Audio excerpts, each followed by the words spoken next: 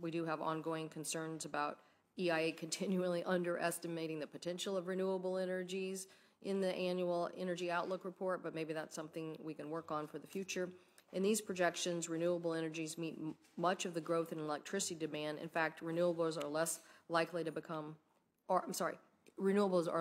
become cost competitive in many regions in the coming years. And according to the Department of Energy's own 2014 Revolution report, by 2014, rooftop solar panels cost about 1% of what they did 35 years ago, and solar PV installations were about 15 times of what they were in 2008. So between 2008 and 2014, the cost of PV model declined from $3.40 a megawatt to 79 cents a megawatt. Also in the same report, DOE found similar finding on wind.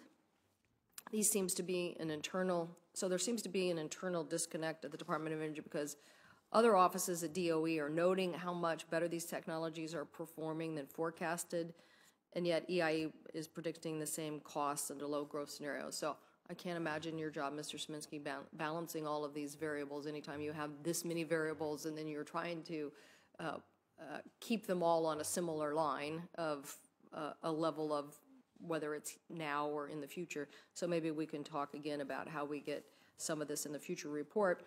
Another example of the end of 2014, the American Wind Energy Association market reported that the United States had a wind capacity of over 65 gigawatts, but the report, your 2013 report, just 2 years ago, projected that wind capacity wouldn't exceed 65 gigawatts until 2034. So in reality, it happened 20 years before that. Many organizations and associations have found the EIA's assumptions are lagging behind the real world when it comes to clean energy development, and these assumptions, if incorrect, drastically impact the projections of renewables and can paint a misleading picture about the power of renewables.